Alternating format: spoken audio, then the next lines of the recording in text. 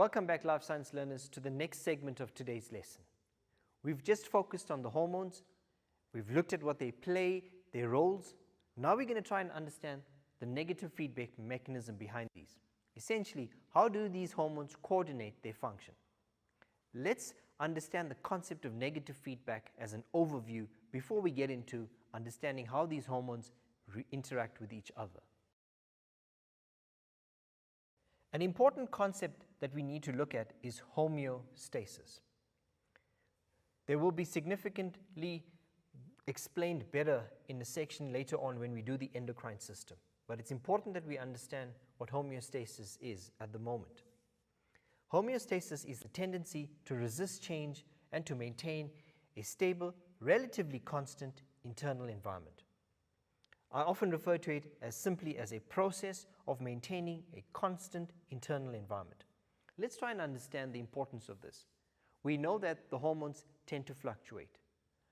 They tend to increase and decrease at various stages during the reproductive cycle.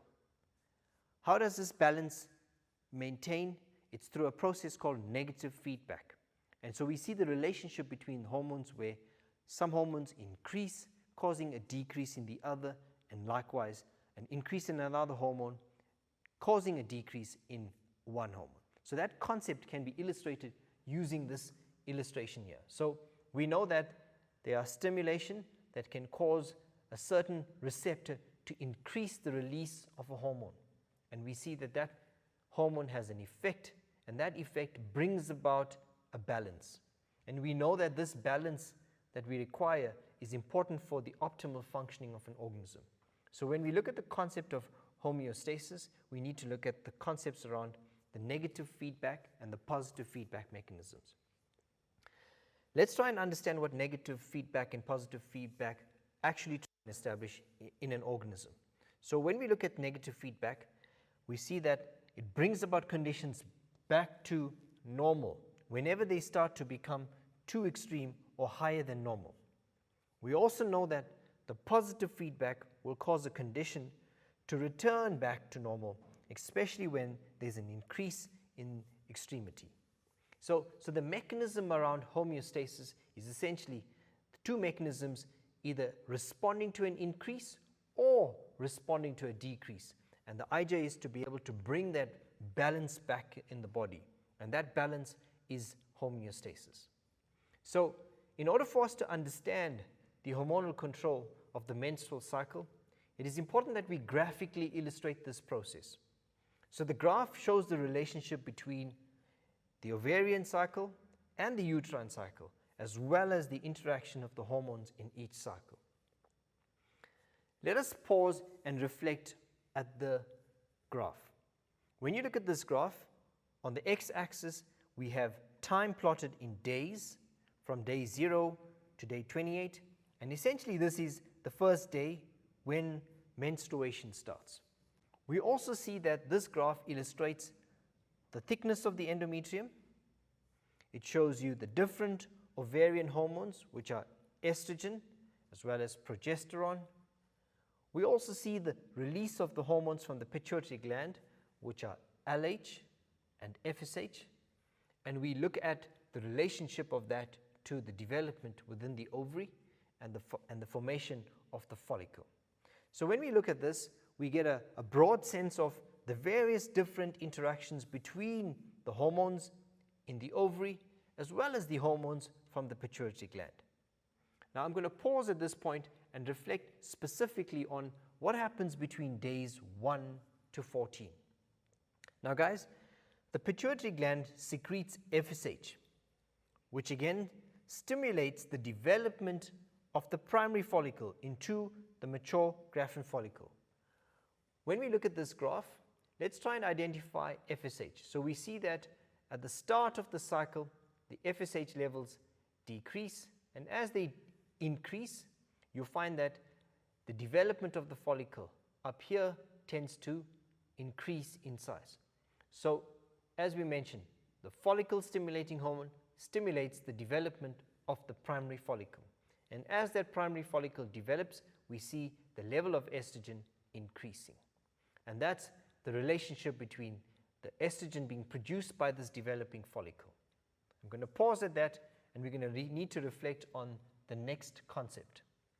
So as I mentioned, when we look at the pituitary hormone, and in this case follicle stimulating hormone, we see that the levels of follicle stimulating hormone gradually increase between day 1 to day 14.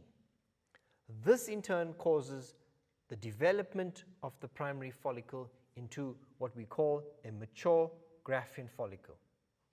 As that occurs, we see that estrogen levels increase, and we can see the link between estrogen levels increasing and next the thickness of the endometrium. So guys, if we were to explain that, so the pituitary gland releases FSH.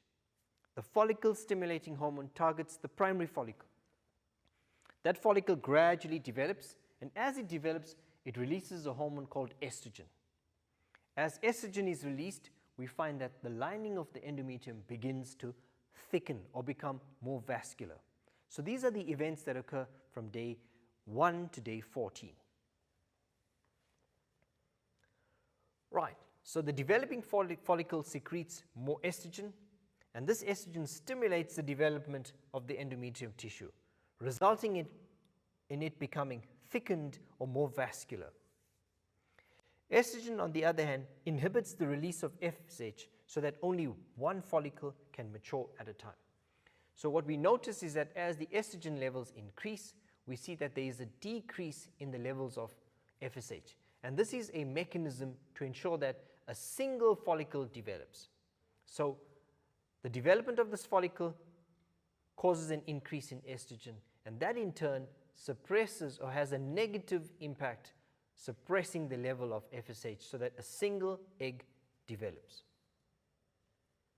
Okay, and we clearly see that in this image here, as I mentioned, that estrogen increases and we see that FSH decreases. Let's try and understand what happens with the increase in estrogen just before day 14. We find that around day 14, LH stimulates the process of ovulation, and this means that an egg is released. Under the influence of LH, the follicle ruptures and it then transforms into what we call the corpus luteum. Let's try and look at that in this image here. So around day 14, guys, which is probably around the midpoint of the 28-day cycle, we see that the level of LH tends to increase. When LH increases, it is linked to the rupturing or the release of an egg or an oocyte from the mature follicle. So we refer to that process as ovulation. So what is the hormone that stimulates ovulation? LH. When does this peak? We see the peak in LH close to day 14. So as soon as we get to day 13, we see a radical increase in the LH levels, which then causes the rupturing of the follicle. And when that follicle ruptures, it releases, we refer to that process now having an effect on the estrogen level. So we see now that when LH peaks, we see the process of progesterone, the level of progesterone beginning to increase. We now look at the events after day 14. We see that the endometrium begins to thicken considerably in preparation for the implantation of the fertilized egg. And this is due to the effect of estrogen and, more importantly, progesterone. Now I'm going to go to the slide and revisit this. So we see now the relationship after day 14, we see there's an increase in the progesterone levels. We know that progesterone has a significant impact on preparing the lining for pregnancy. The lining of the endometrium is now thickened and is maintained for the next 14 days. This is all due to the release of progesterone from the structure called the corpus luteum. Let's try and understand what maintains the corpus luteum. The corpus luteum is maintained by the luteinizing hormone. So after day 14, the corpus luteum is maintained by LH, and in turn, the corpus luteum stimulates the production of progesterone, and we see that the progesterone now thickens and maintains the lining of the endometrium. After day 14, we see that corpus luteum has released progesterone, and as you mentioned, progesterone plays an important role in thickening the endometrial lining. Progesterone in turn inhibits the release of FSH, and we will look at that in the graph, so that only a single follicle matures at the time. Progesterone also inhibits the secretion of LH and thus prevents further ovulation. The production of progesterone and estrogen will stop, which then further leads to the following. So as we know, the function of progesterone is to maintain the lining of the endometrium. A decrease in that will have an effect on the maintenance of the endometrial lining, and this, we say, will cause the process of menstruation. The secretion of FSH is no longer inhibited, which means that FSH is then released to stimulate the development of a new follicle, and this entire cycle starts over again. So before I continue with that, let me just go back to this slide. And it's important that we look at what happens at the start of a new cycle. And so we know that menstruation is the beginning of a new cycle. What is important to understand is that the lining of the endometrium tends to shed away because of a decrease in the level of progesterone. Let's try and understand, what is the function of progesterone? Progesterone maintains the lining of the endometrium as well as maintains the process of pregnancy. So when we see that there is a decrease in the level of progesterone, it would mean that the lining has to now be released. And that happens predominantly because the corpus luteum has now degenerated and does not stimulate the production of progesterone. We notice that when the progesterone levels decrease, we also know that FSH levels will increase, and this will stimulate the formation of a new follicle. And we see that this cycle continues to occur. So guys, let's try and understand the relationship between these hormones. So in this image, we're discussing the negative feedback process in the reproductive hormones. And let's try and look at all of the information together in one illustration. So the pituitary gland produces two hormones.